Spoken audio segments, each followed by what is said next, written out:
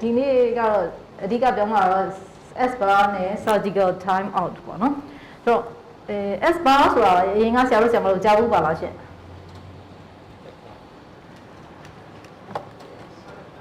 ဟုတ် S bar ဆိုတာကြားဘူးတဲ့လူလေးတက်ထားမှာတရား S bar တရားနော် surgical time out ဆိုတာတော့ဆရာကြားဘူးလားရှင်ကြားဘူးလေsurgeon ဆရာတော့ကြားဘူးလေပေါ့နော်ဆိုတော့surgical time out ဆိုတာဆရာဘယ်လိုနားလဲလဲဆက်လေးပြောပြပါWHO checklist လုပ်နေချိန်သုံးတဲ့ဟာကိုဟုတ်ပါဘူးဒါတော့မသိဘူးဟုတ်နည်းနည်းလေးပဲတော့ပြီးပါတော့သုံးတဲ့နေရာမှာ checklist လုပ်တဲ့နေရာနောက်ခွဲတဲ့ချိန်မှာ checklist လုပ်တဲ့နေရာထိုင်နေတာပေါ့ဟုတ်ပါတယ်ရှင်ဟုတ်ဆရာကျေးဇူးပါဆရာဟုတ်ဆိုတော့အများစုကတော့အခုမှကြားဘူးတာပေါ့နော်ဆိုတော့အဲ့ဒါကိုဒီအဓိကဒီ lecture ပေါ့နော် discussion နဲ့အဓိက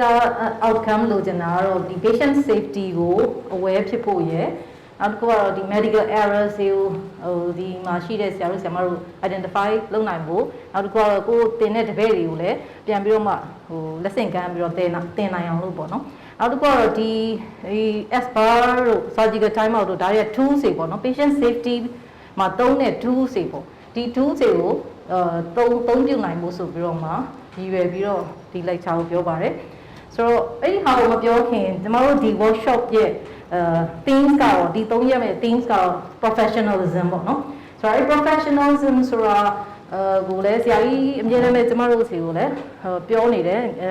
PG စတဲ့တရားတော်ကိုအမြဲတမ်းကြားနေတယ်ပေါ့နော်ဆိုတော့ professionalism ဆိုတာဘာလဲဆိုလို့ရှိရင်တစ်လုံးနဲ့ဖြေရတာတော်တော်လေးကိုခက်တယ်ပေါ့နော်ဆိုတော့အရင်တည်းကကျွန်တော်တို့သိခဲ့တယ်ဒီနော်ဘာတွေလဲဆိုလို့ရှိရင်ဆရာဝန်တယောက်ဖြစ်ပြီဆိုလို့ရှိရင်သူ့ရဲ့ heart ပါမယ် hand ပါမယ်နောက်တစ်ခုကတော့ head ပါမယ်ပေါ့နော်ဒီသုံးခုကိုတော့ကြားဘူးကြမယ်ထင်ပါတယ်နော်ဆရာတို့ဆိုတော့ head ဆိုတာကတော့ဒီ hard skill လို့ပြောတဲ့ဟာတွေပေါ့နော်ဒီမှာ knowledge နဲ့ပတ်သက်တဲ့ဟာတွေ anatomy နဲ့ပတ်သက်တဲ့ဟာတွေအကုန်လုံး knowledge ကိုသိထားရမယ် heart နောက်တစ်ခုကhead ပေါ့နော်အဲ့ဒါ head ပေါ့နောက်တစ်ခု heart ကကြတော့ဘာကိုပြောရလဲဆိုတော့attitude ပေါ့နော်သူကဒီလူတယောက်မှာဒီကျောင်းသားတယောက်ပဲဖြစ်ဖြစ်နော်ဒီ healthcare person ပဲဖြစ်ဖြစ်ဒီမှာရှိတဲ့ attitude ပေါ့နော်ဆိုတော့ attitude နဲ့ပတ်သက်တဲ့ဟာတွေ medical ethics နဲ့ပတ်သက်တဲ့ဟာတွေဒါတွေက heart ပေါ့နော်နောက် hand ကတော့ skill ပေါ့ practicing လုပ်တယ်မျက်စိခွဲရဆိုလဲမျက်စိခွဲ surgery ဆို surgery OG ဆိုလဲ OG နဲ့ပတ်သက်တဲ့ skill တွေmanagement နဲ့ပတ်သက်တဲ့ admin ဆိုလဲ admin နဲ့ပတ်သက်တဲ့ skill တွေပေါ့နော်ဒါတွေကိုကျတော့ hand ပေါ့ဒီသုံးခုနဲ့ကျွန်တော် professionalism ကိုပေါင်းဆက်ပြီးတော့မှ professionalism ဖြစ်လာတယ်ပေါ့နော်အဲ့ဒါအပြင်ကိုတော့ဆရာကြီးအများအားပြောနေတာ eye နဲ့ lip ပေါ့နော်အဲ့ဒါပါလာတယ်ပြောတော့ကျွန်တော်တို့ဒီ head ထဲမှာမျက်လုံးလေးလည်းထည့်ထားတယ်ပါးစပ်လေးလည်းထည့်ထားတယ်အဲ့တော့မျက်လုံးမှာဘာကိုစားပြုတာလဲဆိုလို့ရှိရင်ကျွန်တော်တို့ဒီ knowledge တစ်ခုကိုသုံးမယ်ဥပမာ surgery တစ်ခုကိုလုပ်မယ်ဆိုပါစို့ဒီ surgery ရဲ့အကျိုးအပြစ်ကဘယ်လိုလဲအတိမ်အနက်ကဘယ်လိုလဲယောဂတစ်ခုရဲ့အတိမ်အနက်ကဘယ်လိုလဲကိုသိထားတဲ့ knowledge ရဲ့ဟာဘယ်လိုမျိုးလဲဆိုတော့ဒါအဝေးရဘယ်လိုလဲအနီးရဘယ်လိုလဲအတိမ်ရဘယ်လိုလဲအနက်ကဘယ်လိုလဲအထူဘယ်လိုလဲအပါဘယ်လိုလဲဆိုတော့ patient ရဲ့ condition ကရောအတိမ်အနက်ကဘယ်လိုရှိနေသလဲဒါမျိုးတွေကိုမြင်နိုင်တယ်မြင်ပြီးတော့မှစင်ကြင်သုံးသပ်ပြီးတော့မှကျမတို့ decision making လုပ်တယ်ပေါ့နော်ဆိုတော့အဲ့ဒါက eye ကိုကိုစားပြုတာပါနောက်တစ်ခုကတော့ lip ပေါ့နော် lip ဆိုတာကတော့ဘာကိုကိုစားပြုတာလဲဆိုတော့ကျမတို့ဒီလိုသိထားတဲ့ဟာတွေကျမတို့ဒီလို ethical တွေးထားတဲ့ heart နဲ့ပတ်သက်တဲ့ဟာတွေကျွန်တော်ရဲ့ skill တွေနဲ့ပတ်သက်တဲ့ဟာတွေဒါတွေကို patient ကိုရှင်းပြရမယ် communication ဥပမာကျွန်တော်ခွဲမယ်ဆိုရင် inform consent အတွက်ကိုကျွန်တော်တို့ communication လုပ်ရမယ်ဟုတ်အဲ့မှာ inform consent မှာကဲဒါလည်းလက်မှတ်ထိုးဆိုတဲ့ဟာမျိုးမရတော့ဘူးဒီယောဂတော့ဒီလိုဖြစ်ပါတယ်ဒါကြောင့်မို့လို့ဒီလို option တွေကတော့ဘယ်လိုရှိပါတယ်ဒါကတော့ဒီကတော့ side effect ကဘယ်လိုရှိရကောင်းတာတော့ဘယ်လိုရှိရဒါမျိုး patient ကို communicate လုပ်ပြီးတော့ patient နဲ့အတူ share decision ချတာ communication ကဒီ professionalism မှာပါလာတယ်ပေါ့နော်ဆိုတော့ဒီ5 components လို့လည်းပြောလို့ရတယ်အတိတ်ချုပ်ရင်တော့3 component လို့လည်းပြောလို့ရတယ်ပေါ့ဒါတော့ professionalism ကဘာကြောင့်အရေးကြီးတာလဲဘာကြောင့်အရေးကြီးတာလဲဆိုတော့ကျွန်တော်တို့ healthcare profession တွေမှာဆိုလို့ရှိရင်ဒီအဓိကကျွန်တော်တို့ဘယ်သူ့ကိုဝန်ဆောင်မှုပေးနေတာလဲလူနာတွေကိုဝန်ဆောင်မှုပေးနေတာ anatomy သင်တဲ့စေကြောင်းသားတွေလူနာရဲ့ anatomy သိရမယ်ဘာလဲသင်ကျွန်တော်တို့အကုန်လုံးရဲ့ basic science ပဲဖြစ်ဖြစ် ဒီ clinical science ပဲပြအကုန်လုံးဒီ patient ကို serve လုပ်ဖို့ဆိုတဲ့ရည်ရွယ်ချက်တစ်ခုနဲ့ကျမတို့လုပ်နေကြတာပေါ့နော်ဆိုတော့ကျမတို့ပြန်စဉ်းစားကြည့်လို့မရှင်ဥပမာဟိုပစ္စည်းတစ်ခုစက်ရုံကနေပြီးကျမတို့ဝယ် mask ကိုပဲထားပါတော့ကျမတို့ mask ကိုဝယ်တယ်ဆိုလို့ရှင်ဒီ mask quality ကဘယ်လိုထုတ်ထားလဲဆိုတော့ကျမတို့ဖတ်တယ်အဲ့ဒီမှာ good manufacturing practice GMP ဆိုရင်တော့ international မှာသုံးနေတာ good manufacturing practice နဲ့လုပ်ထားတာမှဟုတ်ရဲ့လားဒါ ISO တွေကဘယ်လောက်ရ9001ဒါနဲ့တွားနေတာလားဘာမှမဟုတ်ဘလို့လဲ DI quality ကဘလို့ assurance ကဘလို့လဲဆိုတာကိုကျမတို့ကြည့်ပြီးတော့မှသူ့ရဲ့ trust ကိုဒါသူ့ရဲ့ဒီပစ္စည်းကိုသုံးဖို့ဆိုလို့ရှိရင်ဒီပစ္စည်းပေါ်မှာယုံကြည်စိတ်ချမှုဘယ်လောက်ရှိလဲဆိုတာကိုကျမတို့အရင်ဖတ်တယ် learn လုပ်ပြီးတော့မှဒီပစ္စည်းကိုသုံးတယ်ဒီလိုပဲကျမတို့ healthcare person ဒီမှာဆိုလို့ရှိရင်ကျမတို့လူနာတယောက်ကို treatment တစ်ခုပေးလိုက်တယ်ဒါဒီကျမတို့ရဲ့ထုတ်ကုန်ဆိုတဲ့သဘောနဲ့ထားမယ်ဆို package ပေါ့နော်ကျမတို့ရဲ့ medical service ဆိုတဲ့ package တစ်ခုလူနာကိုပေးလိုက်တယ်ဒီ package ထဲမှာဘာတွေပါမလဲပေါ့ဆိုတော့ good medical practice ဒီ package ထဲဒီလို GMP ဒီ product တစ်ခုကိုပေးတယ်လို့ပဲကျမတို့ရဲ့ good medical practice ကလည်းလူနာကိုပေးဖို့ package တစ်ခုအနေနဲ့ကျမတို့စဉ်းစားနော်အဲ့တော့ဘယ်လိုဒီ good medical practice ကိုရအောင်နော်ဘာတွေပါလဲပေါ့နော် GMP မှာဘာတွေပါလဲစေတောင်းသားပြောက်ကိုတင်ပေးလိုက်တယ်အခြေခံ basic science တွေတင်ပေးလိုက်တယ် clinical science တွေတင်ပေးလိုက်တယ်ဒါတွေ hard skill တွေ soft skill တွေတင်ပေးလိုက်တယ် skill တွေထပ်ပြီးတော့ဒီ hand နဲ့ပတ်သက်တဲ့ practicing လုပ်တဲ့ skill တွေတင်ပေးလိုက်တယ်ဆိုတော့အဲ့ဒါကိုပေါင်းစပ်ပြီးတော့လူနာကို service ပေးတော့မယ်ဆိုလို့ရှိရင် what medical practice ဘာတွေပါလဲတော့ knowledge skill performance တွေပါမယ် communication partnership teamwork တွေပါမယ် safety and quality ပါမယ် maintaining trust အဲ့တော့ပြည်သူလူထုကို service ပေးတဲ့နေရာမှာပြည်သူလူထုရဲ့ယုံကြည်စိတ်ချမှုဆိုတာဒီအရန်ကိုရေးကြည့်တယ်အခုနောက်ပိုင်းတော့ကျမတို့အရင်က trust တွေကနည်းခဲ့တယ်ဒါပေမဲ့တကယ် covid ဖြစ်လာတဲ့အခါကျတော့ဆရာဝန်တွေအထဲထဲမှာကိုနှိုက်ကိုကဟောင်ကြီးမှာဆိုလို့ရှိရင်လည်းကျမတို့ကိုယ်တိုင်တွေ့ခဲ့တယ်အဲ့တော့အထဲထဲရောက်သွားတယ်ကိုယ်တိုင် positive ဖြစ်တဲ့ဆရာဝန်တွေPG တွေ medicine က PG တွေရှိရအော်သူက PG တွေရှိရအဲ့ဒီကောင်ကျမတို့အကူအညီတောင်းပြီးတော့ကြည့်ပြီးတော့သူတို့ကလုံးဝမနေနိုင်ကိုယ်တိုင်လည်းနှုံးနေတယ်ခံစားနေတဲ့ဂျာတွေကဘေးရရှိတဲ့လူနာကိုအမြဲတမ်းပဲ IV တွေထိုးပေးတယ်ဟိုမှာ PPE နဲ့လို့အဆင်မပြေဘူးဆိုလို့ရှိရင်ထိုးပေးရတွေ့ရတာပေါ့နော်ဒါတွေကိုဒီဟာကနော်ဒီလူတွေကတွေ့လာတဲ့အခါကျတော့ကိုယ်တိုင်တွေ့လာတဲ့အခါကျတော့ trust ကပို့ပြီးတော့များရလာတယ်ဒါတွေကဘာလဲသူတို့မှာရှိရ heart တွေ hand တွေနောက်တစ်ခုက head တွေဒါတွေကိုသုံးပြီးတော့လောက်လာတယ်ဆိုတာကိုမြင့်ကိုတွေ့ trust ပေါ့နော် maintaining trust ကိုကျမတို့ပြန်ရလာတဲ့အတွက်ကြောင့်မလို့ကျမတို့ရဲ့ဒီလောလောဆယ်တော့နော်ဒီဆရာဝန်တွေကကောင်းချီးပေးခံနေရသေးတယ်ပေါ့လေဆိုတော့နောက်ဆိုရင်တော့ဘယ်လိုဖြစ်မလဲတော့မသိသေးဘူးနော်ဆိုတော့ကျမတို့ဘယ်မှာလို့အရေးကြီးလဲဆိုရင်ကျမတို့ကအစင်တစိုက် patient safety ကိုအမြဲတမ်းဂရုစိုက်နေပဲဒီ quality product ပေါ့ကျမတို့ပေးတဲ့ quality product လို့ပါလဲ health care patient safety ဖြစ်ပါတယ်ဟာမဖြစ်တဲ့နော် health care ကိုပေးနိုင်တယ်ဆိုရင်ကျမတို့ကလူတွေရဲ့ trust ကိုအမြဲတမ်းပဲတိုးတက်အောင်လုပ်ပေးနိုင်တယ်ပေါ့နော်ဆိုတော့ patient safety ဆိုတာဘာလဲpatient safety ဆိုတာ patient ကို harm မဖြစ်အောင်ကျမတို့ကာဝယ်တာပေါ့ harm ဖြစ်နိုင်တဲ့ဟာတွေကိုကျမတို့ကာဝယ်တာဒါ patient safety ပဲဥပမာ harm ဆိုတာဘာလဲ harm ဆိုတာဘာလဲဆရာတို့နည်းနည်းတွေးကြည့်ပါဦး harm ဆိုတာဘာလဲ hazard ဆိုတာဘာလဲဆရာမချောဝင်နည်းနည်းပြောကြည့်ပါဦး harm ဆိုတာဘာလဲအဲ့ဒါတခုခုလုပ်လိုက်လို့ရှိရင်အန်ဒီရဲ့ဖြစ်မှာကျင်းနေတာဆန်းလို့ခေါ်ရတယ်။ဆက်ဆက်ကတော့ risk ပေါ့အန်ဒီရဲ့ဖြစ်နိုင်မှုရှိတယ်ပေါ့နော်။ဒါဒါဆိုရင်တော့အဲ့ကိုလို့ရှိရင်ဆက်ဆက်လို့ပြောနေ။အဲ့လိုဒီနာပေါ့နော်ဆရာတို့ဆရာမတို့ထဲရော harm ဆိုတာကိုဘယ်လိုနားလဲလဲ hazard ဆိုတာဘယ်လိုနားလဲတူတူပဲလားပတ်ကဆရာမတယောက်ပြောပြအောင်ဆရာပြည့်ဆရာမတယောက်ဆက်ဆက်ကတော့ပစ္စည်းတစ်ခုလိုမယ်ဒီမှာဥပမာဆိုရင် radiation hazard ပေါ့နော်နောက်ပြီးတော့တို့ကိုshaping material တွေပေါ့အဲ့လိုမျိုးတွေတစ်ခုရှိနေတဲ့ဟာကိုတွားပြီးတော့ထိနိုင်နေတဲ့အဲ့ဒါမျိုးတွေပေါ့အဲ့ဒါဆို hazard အဲ့ဒါကတော့တော့မဆိုလို့ဘာသာအန်ဒီရဲ့ဖြစ်သွားနိုင်တာပြပ material တစ်ခုလိုချင်မှလို့အဲ့လိုဒီပေါ့ ဆရာမပြောတာဆရာမတို့ချိုးဝင်ပြောတာနေတော့မတူဘူးလို့ကျွန်မစိတ်ရထင်တယ်နော်တူတယ်လို့ထင်လားမတူဘူးလို့ထင်လား material ပဲ material ပဲဟုတ်ပြီ radiation ဒီမှာသူက ရှိတယ်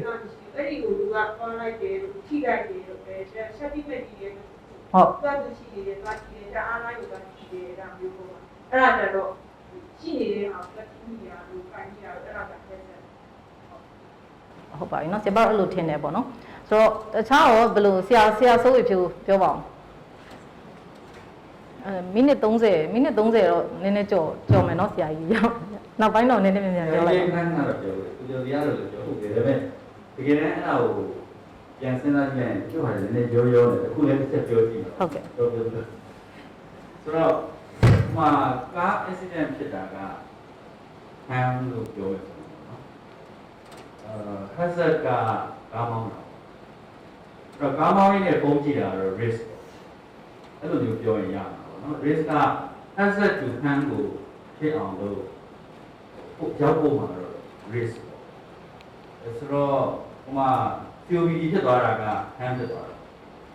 COPD ကိုဖြစ်အောင်လုပ်မှာကတော့စလိတောက်တယ် ဒါ hazard ပေါ့ ရှေ့မှာ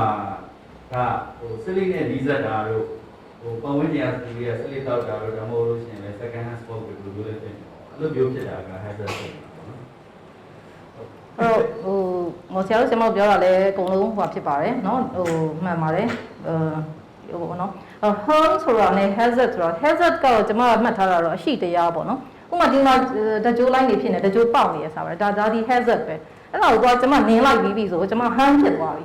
နော်မနင်းမချင်းတော့ harm ကမဖြစ်ဘူး hazard ကသူ့ဘာသူရှိနေတာပဲဆိုတော့ဒီ hazard တွေဒီ harm မဖြစ်အောင်လို့ hazard ကိုဖယ်ရှားအောင်ပါပေါ့အဲ့လိုမျိုးပဲ patient safety ကိုဟိုအတွက်ဆိုလို့ရှိရင်ဒီ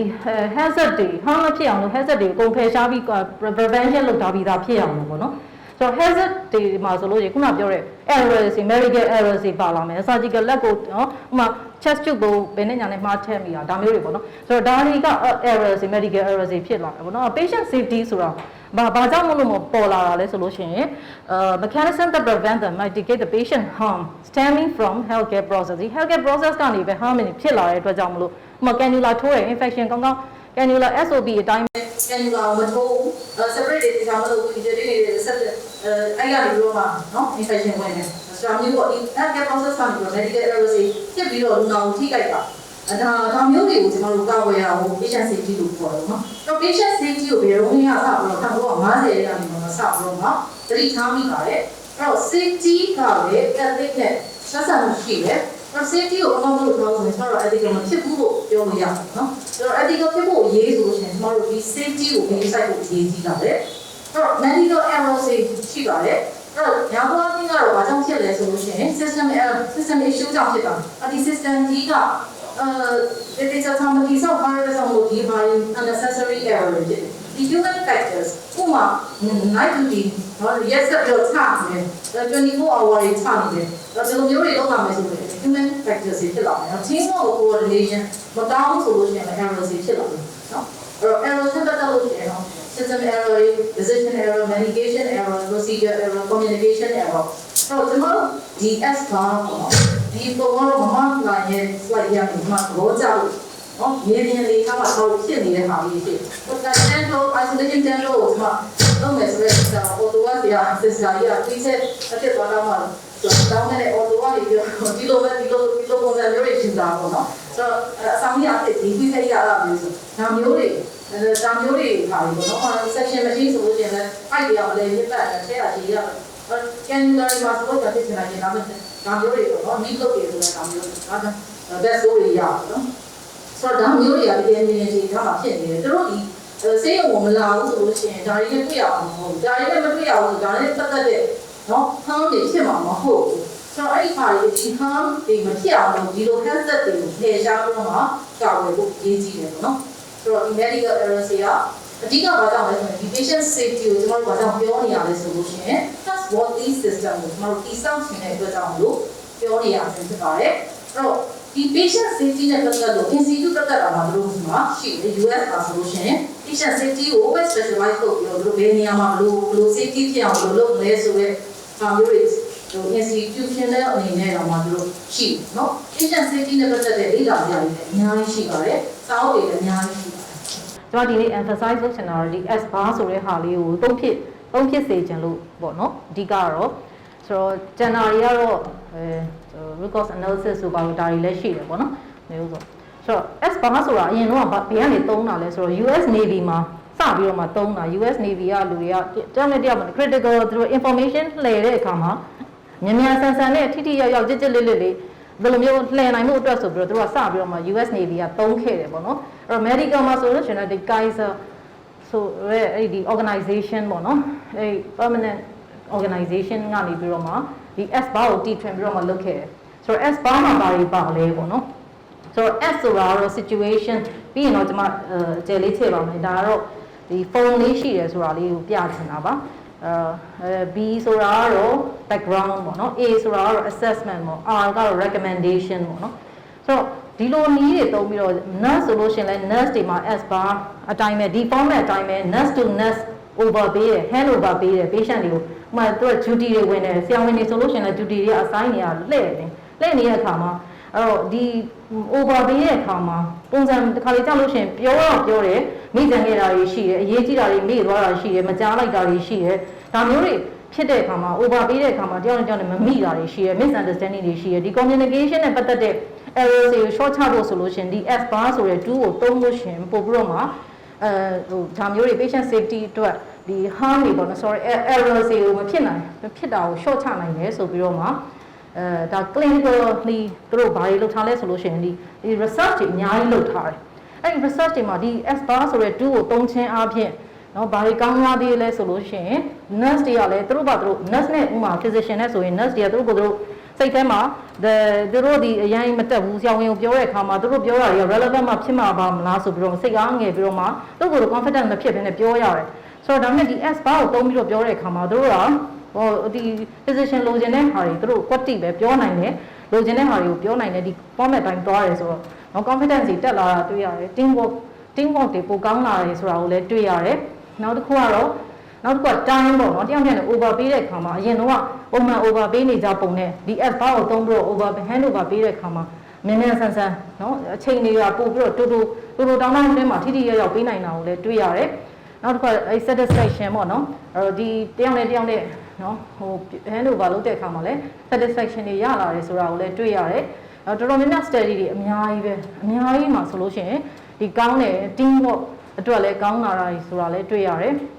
နောက်တစ်ခုကခုနပြောတဲ့ဒီ errors တွေဖြစ်တဲ့နှုံးတွေကလည်းဒီဟာကိုသုံးတဲ့အတွက်ကြောင့်နည်းလာတာကိုတွေ့ရတယ်ဆိုတော့ဒါတွေအများကြီးပဲပေါ့နော် study တွေပေါ့ဆိုတော့ဒီ study တွေကကျမတို့ S bar ကိုသုံးဖြစ်အောင်လို့ဟို study အများကြီး proof လုပ်ထားတယ်ဆိုတာကျမပြောပြတာပါအဲ့တော့ S bar မှာတော့ဘာလဲဆိုရင် S က situation ပေါ့အဲ့တော့ဥပမာလူနာတယောက် emergency ကိုလာတယ်နော်သူကဖျားတယ်ပေါ့နော်ဖျားတယ်မောတယ်ချောင်းဆိုးတယ်နော်အောက်ဆီဂျင်တိုင်းလိုက်တယ်93 on air ဒါဆိုလို့ရှိရင်ဒါ situation ကလည်းဆက်စချင်းဘယ်လိုလာလဲလူနာဆိုလို့ရှိရင်လူနာရဲ့နာမည်ပြောရမယ် registration number ပြောရမယ်သူဘာမှနေလဲဘာဖြစ်လို့ဒီဥမာဒီ EM ကနေပြီးတော့မှ on call physician ကိုခေါ်မယ်ဆိုပါစို့ဒီ situation မှာလူနာရဲ့အခြေအနေကတော့ဒီလူနာ identification ကတော့ဒီလိုပါသူ့ရဲ့ pressure ကတော့နော်ဥမာ70 40ဖြစ်နေပြီ septicemic shock pulse တွေကတော့100ဖြစ်နေပြီ SpO2 respiratory rate ကတော့30လောက်ဖြစ်နေပြီ SpO2 ကတော့93 on air ဖြစ်နေပြီconcern ကတော့ပါလေအဲဆိုတော့ septicemic shock လည်းဖြစ်နေပြီဒါမှမဟုတ်လဲ covid ပဲလားဒါမှမဟုတ်ပါလဲပေါ့နော်ဆိုတော့ situation ကိုအရင်ပြောလိုက်တယ်ဆိုတော့ပြောလိုက်တဲ့ format အတိုင်းပဲဒါကတော့ဒီ format ကတော့ဒါ example ပဲအဲ့တော့ situation တစ်ခုနဲ့တစ်ခုရယ်နောက်တစ်ခုကကိုယ့်ရဲ့အနေအထားပေါ်မှာမူတည်ပြီးတော့ကိုယ့်ရဲ့ဘာသာရပ်ပေါ်မှာမူတည်ပြီးတော့ဒါတွေကို tailor လုပ်ပြီးတော့မှကိုယ့်ဘာသာကိုဆွဲလို့ရတယ်ဒါတွေကအဲ့တော့ S ပေါ့နော်နောက်တစ်ခုက background ဆိုလို့ရှိရင်ဒီ patient ကalert ဖြစ်နေသလား conscious က confuse ရဖြစ်နေတာလားဒါမှမဟုတ်အရင်တည်းက stroke ရနေတာလားဒါမှမဟုတ်အရင်တည်းက diabetes ရနေတာလားပေါ့နော်အဲ့ဒါမျိုးတွေ asthma တွေရှိသလားသူရဲ့ skin color ကဘယ်လိုနေလဲ warm ဖြစ်နေလား pale ဖြစ်နေလား warm ဆိုတော့ COPD တို့ပါဒါမျိုးတွေစဉ်းစားမှာပေါ့နော်နောက်တစ်ခုကတော့ patient က oxygen တစ်ခါကျရင်emergency ကိုလာတယ်ဒီ covid ရာသီမှာဆို oxygen တန်းလိုင်းနဲ့ပဲရောက်လာတာမျိုးတွေလည်းရှိတယ်ပေါ့နော်ဆိုတော့အဲ့ background ကဘယ်လိုလာလဲနောက်တစ်ခုက assessment အဲ့တော့ assessment လုပ်မယ်ဆိုလို့ရှိရင်တော့ တော့ကိုကဘာတွေလုပ်မလဲဆိုလို့ရှိရင်ဒီ problem ကို assess လုပ်လိုက်ပြီးတော့ provisional diagnosis ပေးလိုက်တာပေါ့ဥမာခုနပြောရဲနော် S က situation တွေ background တွေနောက်ကအဲ့ဒါတွေကိုခြုံငုံပြီးတော့သုံးသပ်လိုက်တယ်သုံးသပ်လိုက်တဲ့အခါကျတော့ SPO2 ကတော့93အောင်နဲ့ respiratory rate ကတော့30ဖြစ်နေတယ် pressure ကတော့ဘယ်လောက်ဖြစ်နေတယ်နော်တက်စင်းအောင်ရှိတယ် fever ကတော့5 days ရှိနေပြီ cough ရှိတယ်နောက်ဆိုရင်တော့ကျမတို့ covid လို့ထင်တယ်ပေါ့ covid suspected ဖြစ်တယ်ပေါ့ဒါမျိုး assessment လုပ်ပြီးတဲ့အခါကျတော့ဒါကြောင့်မလို့ X-ray department ကိုကျမတို့ကဓာတ်မှန်ရိုက်ဖို့လွှဲခြင်းတယ်နော် R ကဘာလဲဆို recommendation X-ray department ကိုကျမတို့ကခေါ်ပြီးတော့ပြောမယ်ဒါမှမဟုတ်လို့ရှိရင်လည်း physician ကိုခေါ်ပြောမယ် physician အတွက်ဟိုဘာကြည့်စေချင်တာလဲဆိုလို့ရှိရင်เนาะဒါဒီ confirmation အတွက်ကို assessment လုပ်စေချင်တာနောက် ECG ဆွဲမယ်ဒါမှမဟုတ်လို့ရှိရင်လည်း chest X-ray department ကိုဒါကြောင့်မို့ကျမတို့ကเนาะ covid မှာเนาะဒီ chest ကဘယ်လောက် involve ဖြစ်နေသလဲဆိုတာကိုသိချင်တဲ့အတွက်ကြောင့်မလို့ကျမတို့ chest X-ray ရိုက်ချင်တဲ့ recommendation ရိုက်ပေးပါဒါမျိုး recommendation ပေါ့เนาะအဲ့ဒီဟာလုပ်လိုက်လို့ရှိရင်ကျမတို့ရဲ့ဒီတယောက်နဲ့ hand off လို့လည်းခေါ်တယ် hand over လို့လည်းခေါ်တယ်လူနာကိုကင်တွယ်ပြီးတော့ manage လုပ်တဲ့နေရာမှာinterdepartmental interprofessional ဒါမှမဟုတ်လို့ရှိရင်လည်းတယောက်နဲ့เนาะဒီ team member တယောက်နဲ့ဂျားမှာဒါမျိုးလေးတွေနဲ့ဆက်ဆံမယ် communicate လုပ်မယ်ဆိုလို့ရှိရင်လောက်ရတာလူနာအတွက်လည်း safe ဖြစ်တယ်ကြံခဲ့တာကြီးလည်းမရှိဘူး recommendation ကိုပြပြသားသားရေးထားတဲ့အတွက်ကြောင့်မလို့လဲနောက်လူကဘာလုပ်ပေးရမယ်ဆိုတာကိုတိတိကျကျသိပြီးတော့မှလုပ်ပေးနိုင်တယ်ပေါ့နော်ဆိုတော့ဒီ S bar ကိုဒါမျိုးလေးတွေ form လေးတွေရေးပြီးတော့မှလုပ်ရမယ်ပေါ့နော်ဆိုတော့ S bar အတွက်ကကြတော့ဟိုဆရာတို့ဆရာမတို့ဟိုဒီအဲ့ဒါနဲ့တူရာမျိုးပေါ့နော် S bar နဲ့တူရာမျိုးဟိုတွေလုပ်ဖူးလားဆရာတို့ဆရာမတို့ရဲ့ experience ပြောပြပါဟုတ်ကဲ့ဟုတ်ကဲ့အခုတော့မဟုတ်ဘူးမှာအမိုးလုံးပြောအောင်မှာ access အဲ့ဒီဘောမျိုးပဲတရားမဲ့တရားပြီးအမိုး over ပေးလို့ရှိရင်အဲ့ဒီမှာ patient identification တက်ပွားပါတယ်ပြီးရင်တော့သူ့ရဲ့ vital sign ခုအဲ့တော့ရေးကြီးတဲ့ဟာလေးတွေကိုဘာရောခံနဲ့တက်ပြီးတော့အဲ့ရေးကြီးတဲ့ဟာဘာလုပ်ထားတယ် trace လိုက်ရမှာ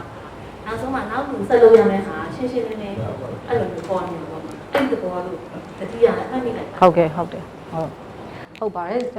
မလည်း MO SSC မှာလုပ်ဦးပါတော့เนาะဒါပေမဲ့တခါလေကြာရင်လို့ရှိရင်တော့ဒီလိုမျိုးဒါ S bar ရဲ့ format အတိုင်းပဲတော့တစ်ထပ်လဲတော့မကြောက်ဘူးဒါပေမဲ့အဲ့ဒီမှာကြံခဲ့တာလေးတွေရှိလိမ့်မယ်ဥပမာ recommendation မှာကြံခဲ့တာရှိလိမ့်မယ်ဒါမှမဟုတ် situation မှာကြံခဲ့တာရှိလိမ့်မယ်ဆိုတော့အဲ့အမျိုးတွေမကြံခဲ့အောင် situation မှာဘာကိုကြည့်စေချင်တာလဲအဲ့တော့တိကျကျလေးကို checklist အနေနဲ့ကိုတိကျကို format နဲ့ထားပြီးတော့မှလုပ်လို့ရှိရင်တော့ပို့ပြီးတော့မှအကျိုးရှိနိုင်တယ်ပေါ့နော်တော်တော်များများတော့ hand over တော့လုပ်ကြတယ်လုပ်ပေမဲ့လို့လည်း S bar အတိုင်းပဲတိကျလေးလုပ်တာမျိုးတော့နည်းနည်းလိုအပ်မှုရှိသေးတယ်လို့တော့ထင်တယ်ပေါ့နော်ဆိုတော့ဒီအဲ့ဒါကတော့ဒီ S bar ပေါ့နော် S bar ကဘယ်နေရာမှာဆိုသုံးလို့ရတယ် nurse to nurse လည်းသုံးလို့ရတယ် MO to MO လည်းသုံးလို့ရတယ် MO to physician လည်းသုံးလို့ရတယ် MO to ဆေးရုံအိုလည်းသုံးလို့ရတယ်အဲ့တော့ဆေးရုံအချင်းချင်းလည်းသုံးလို့ရတယ်အဲ့ဒါဆို S bar ဆိုတဲ့ဟာက tools ကတော်တော်လေးကိုအသုံးဝင်တယ်ကိုယ့်ရဲ့situation ပေါ်မှာမူတည်ပြီးတော့ကိုယ့်ရဲ့ subject ပေါ်မှာမူတည်ပြီးတော့ S ဆိုတဲ့ဟာတွေကို tailor လုပ်လို့ရတယ် S နော် B ဆိုတာ background ဒါတွေကို tailor လုပ်လို့ရတယ် A ကိုလည်း assessment ကိုလည်းကိုဘာသိချင်လဲ rheumatology ဆို rheumatology ကဒီယောဂါကြီးလာ tailor ပေါ့နော် tailor လုပ်ပြီးတော့မှလုပ်လို့ရတယ်recommendation ဆိုလည်းအဲ့လိုပဲပေါ့နော်ဆိုတော့ at the same time ပေါ့နော်ကျမတို့ဒီ surgical procedure တွေလုပ်တဲ့အခါမှာလည်းဒီလိုပဲနော်အများကြီးပဲ surgical procedure တွေမှာဆိုလို့ရှိရင်ကျမတို့ကြားဘူးတဲ့ဟာတွေရှိတယ်ဒီလိုပဲ chest tube ဆိုဘယ်နဲ့ညာနဲ့မားဖောက်တာမားဖောက်တာမျိုးနောက်လို့ဆိုလို့ရှိရင်လည်းတစ်ခါတလေကြောက်လို့ရှိရင်လည်းကျမတို့ကဟို master biopsy ကိုဟိုတေချာမှတ်ပေးလိုက်တယ်ဒီလက်မောင်းမှာယူပါဆိုလို့ရှိရင်ပေါင်မှာယူတာမျိုး master biopsy အဲ့လိုမျိုးတွေပေါ့နော်ဒါမျိုးတွေအများကြီးဖြစ်ဘူးတယ်ဒါကြောင့်ဘာကြောင့်ဒါမျိုးဖြစ်တာလဲကျမတို့ communication ကောင်းကောင်းမလုပ်ခဲ့လို့ဒီ S bar နဲ့တိကျမလုပ်လိုက်လို့ checklist နဲ့မလုပ်လိုက်လို့ဒါမျိုးတွေရှိရပေါ့နော်ဆိုတော့အဲ့ဒါကခုန S bar အကြောင်းပေါ့နော်နောက်တစ်ခုကတော့ surgical time out ပေါ့နော်အဲ့တော့ surgical နဲ့ပတ်သက်တဲ့ error တွေရလည်းအများကြီးရှိတယ်ကြားဘူးလေလူတိုင်းကြားဘူးပါတယ်ဘိုက်ထဲမှာ swab ကြံခဲ့တယ်ဘိုက်ထဲမှာကက်ကြီးကြံခဲ့တယ်ဘယ်နှစ်ကြာတဲ့ခါကြတော့မှဟို X-ray ရိုက်လိုက်တော့မှဘယ်နှစ်ကြာတဲ့ခါကြတော့မှရိုက်လိုက်တော့မှဟိုအလုံးကြီးတွေ့လို့ခွဲလိုက်တော့မှနောက်ဆုံးဘာထွက်လာဒါမျိုးတွေပေါ့နော်ဆိုတော့ဒါတွေကဘာကြောင့်ဖြစ်ရတာလဲ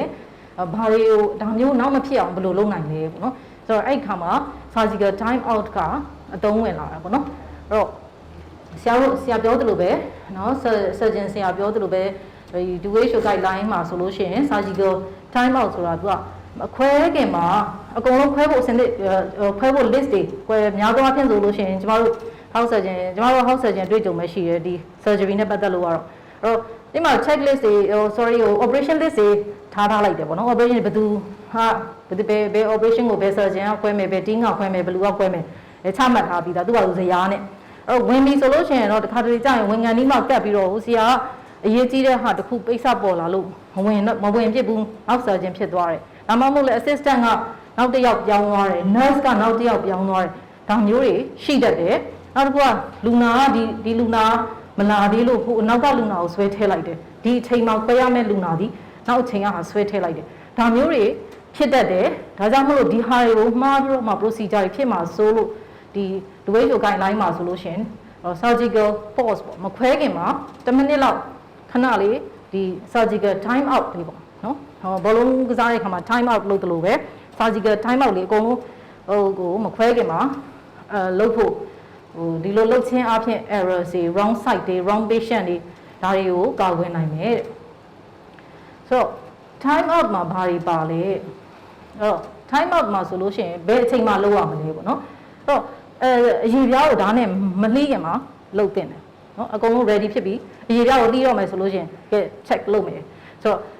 ဘယ်သူတွေပါမလဲဆို operation team လုပ်မယ် team တစ်ခုလုံးပေါ့နော်or team leader or surgeon ဖြစ်မှာပေါ့သူရဲ့က surgeon တွေရှိမယ်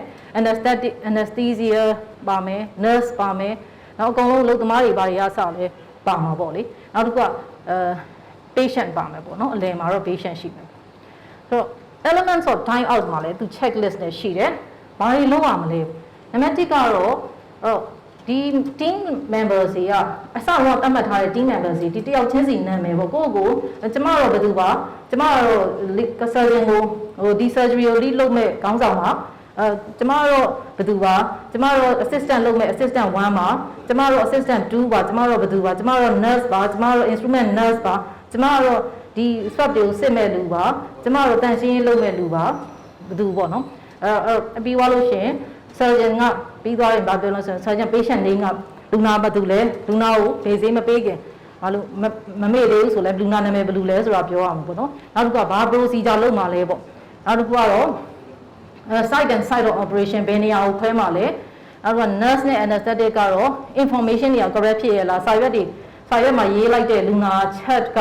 ဟာမှန်ရဲ့လားဒါမျိုးတွေကိုစစ်တယ်ပေါ့နော်နောက်တစ်ခုက review of the anticipated critical events ပေါ့နော်surgeon review critical and unexpected step and operative duration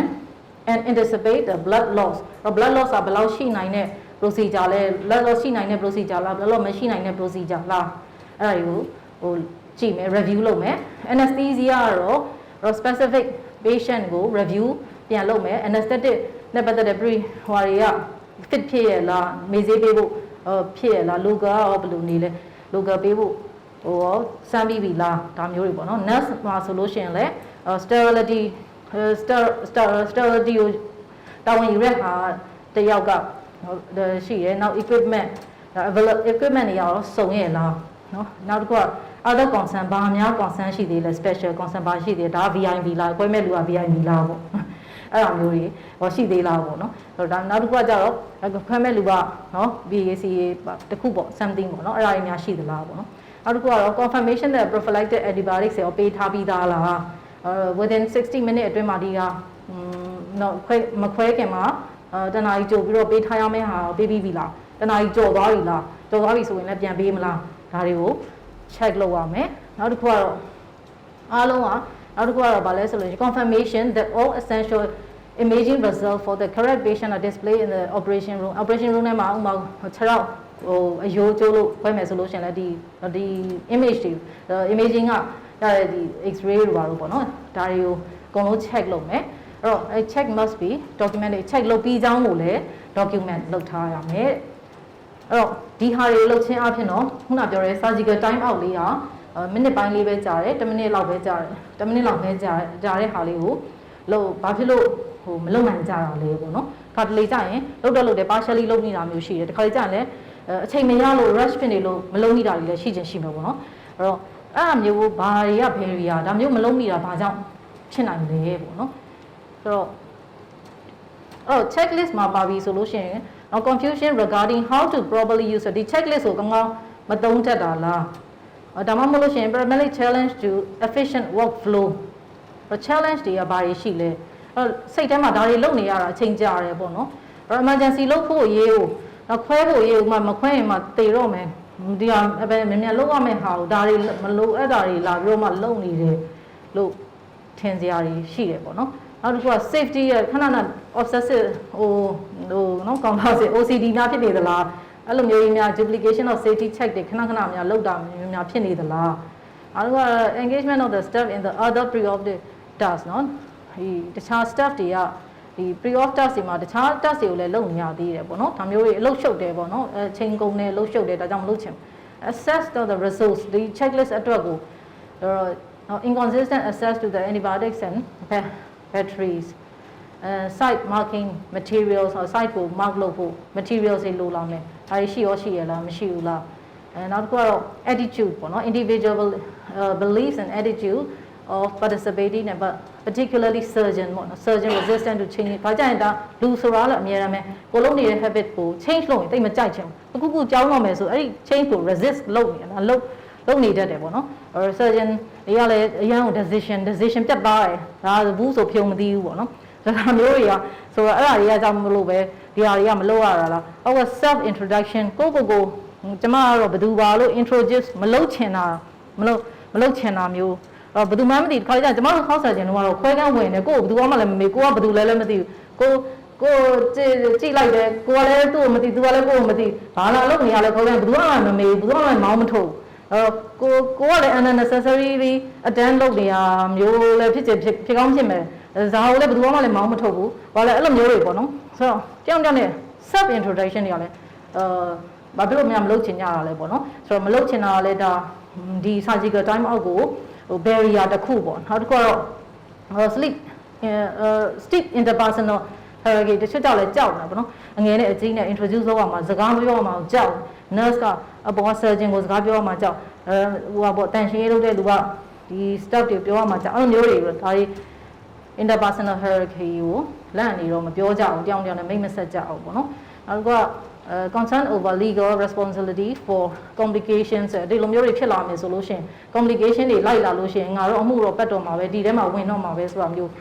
မသိဘာသာလေးနဲ့နေလိုက်တာမှကောင်းသေးရဲ့နှုတ်မို့ဆို trace လုပ်လိုက်လို့ရှိရင်ဒီ operation မှာဘယ်သူတွေပါတဲ့ခါကျတော့ဘယ်သူတွေကဘလို့ဖြစ်သွားဘယ်သူကတော့အရေးရဒါတွေကြောက်လို့များလာတော့ဒါတွေက barrier ဖြစ်စေတယ်ပေါ့နော်အဲ့ဒါကိုကျမတို့ဘယ်လိုမျိုး facilitate လုပ်ရင်ကောင်းမလဲပေါ့နော်အဲ့အဓိကတော့ institutional leader တွေဥပမာ surgical department of the head of the department ကဒါကိုလုပ်ရမယ်ဆိုပြီးတော့လို့ support လုပ်ပေးတာဆိုလို့ရှိရင်လုပ်ဖြစ်သွားတာပေါ့နော်training staff တွေကိုလည်း checklist တွေပေးတယ်checklist တွေ training staff တွေကိုလည်း checklist တွေလုပ်ပေးပြီးတော့သူတို့ဒါသုံးဆိုတော့ပြောလို့ရှိရင်လည်းဒါ facilitate လုပ်ပေးလိုက်တယ်အဲ့တော့ adapting the checklist in incorporate staff feedback ဒီ checklist တွေပေးပြီးတော့ဒီ staff တွေကိုလည်းပြန်သုံးဒီ checklist ကသုံးရတာဘယ်လိုနေလဲအဆင်ပြေရဲ့လားတို့အတွက်အလုပ်ပုံများဖြစ်နေသလားဒါမှမဟုတ်ပိုကောင်းလားတယောက်နဲ့ဘယ်လိုလဲသူတို့ရဲ့ feedback ကိုလည်းပြန်ယူရမယ်အဲ့တော့တိတ်များ detail များနေလားဒါဆိုဘာဖြုတ်ချင်လဲဒီဟာပဲလုပ်မလား tailor ကိုလုပ်နိုင်သလောက်ကိုလုပ်တင်သလောက်ပေါ့နော်ဆိုတော့အဲ့ဒါကို tailor လုပ်ပြီးတော့ checklist တွေကိုလည်းလုပ်လို့ရတယ်နောက်တစ်ခါတော့ positive change in the attitude and culture of the enforced teamwork အဲ့တော့ teamwork ကိုဒါကောင်းမြင်ပေါ့နော်ဒါမျိုးတွေလုပ်နိုင်ပြီဆိုလို့ရှိရင် teamwork တွေကလည်းပို့ပြီးတော့မှကောင်းလာမယ်တယောက်နဲ့ trust လည်းပို့ရှိလာမယ်misunderstanding တွေ miscommunication တွေဒါမျိုးတွေကိုလည်းကာကွယ်နိုင်မယ်ပေါ့နော်အဲ့တော့အဓိကတော့ခါလေးကြမြန်မာတွေကဘာလဲဆိုရင်သက်သာချင်းတော့လှုပ်ပြီးသွားရင်အဖျားရှူသွားတယ် sustainable မဖြစ်ဘူးပေါ့နော်အဲ့တော့ sustain ဖြစ်ဖို့လည်းအရေးကြီးတယ်ဒါကြောင့်မလို့အမြဲတမ်းပဲဆရာဝန်တွေကလည်းဒီအောင်အမြဲတမ်း engage ရင်တော့ဒီ checklist ကိုအမြဲတမ်းownership ပေါ့နော်ဒီ checklist ကိုတာဝန်ယူရတဲ့လူတစ်ယောက် duty အနေနဲ့ချထားပြီးတော့ဒီ checklist နဲ့ပတ်သက်တဲ့မှတ်တမ်းတွေ record တွေဒါတွေကိုလူလုံးမတကယ်ရော checklist လုပ်နေသလား audit ဝင်တာမျိုးတွေပေါ့နော်ဆိုတော့ဒါ ownership တစ်ခုအနေနဲ့ထားလို့ရှိရင်တော့ပို့ပြီးတော့မှနော်ဒီ time surgical time ကိုပုံဖြစ်သွားအောင် facilitate လုပ်နိုင်တယ်ပေါ့နော်ဆိုတော့ reference တွေကတော့ဒါတွေပါအဓိက take home message ကတော့patient safety ကGMB ရဲ့ဒီ part of the နော် GMB ဖြစ်ပါတယ်အဲ့တော့ tools တွေအများကြီးရှိတယ်အဲ့ထဲမှာ ငါပြောရဲ S bar ပေါ့နော် S ကတော့ situation background assessment နဲ့ recommendation ဆိုရဲ S bar နဲ့တယောက်နဲ့ hand off လုပ်တယ် hand over လုပ်တယ်တယောက်နဲ့ refer လုပ်တယ် interpersonal interprofessional ဘာမျိုး communicate လုပ်တယ်ဆိုလို့ရှိရင်သူကတကယ်ပဲ useful patient safety အတွက်ကိုတော်တော်လေးအသုံးဝင်တဲ့ tool တစ်ခုဖြစ်တယ် surgical time out ကလည်းဒီ RSC surgical management မှာဆိုလို့ရှိရင် RSC ကို short ချနိုင်တဲ့ tools ဖြစ်တယ်ဒါကြောင့်မလို့ဒါတွေကိုဆရာတို့လက်တွေ့မှာသုံးစေချင်ပါတယ်သုံးအောင်လဲသူများကိုတိုက်တွန်းစေချင်ပါတယ် sustainable ဖြစ်အောင်လဲဆရာတို့စူးစမ်းပေးပါဆရာတို့ရဲ့တပည့်တွေကိုလည်းလက်ဆင့်ကမ်းဖို့မေတ္တာရပ်ခံပါတယ်ကျေးဇူးတင်ပါတယ်